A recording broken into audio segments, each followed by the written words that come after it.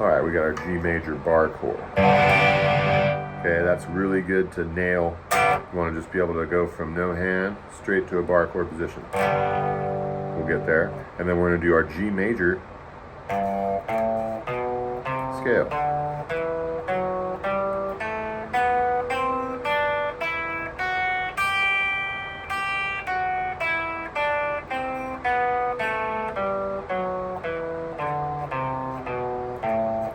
G major bar chord. Okay, G major triad.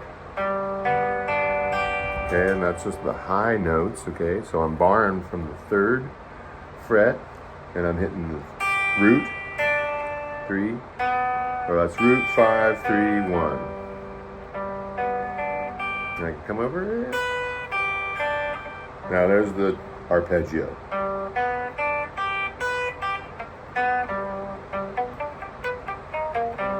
It really helps us get out of this pattern.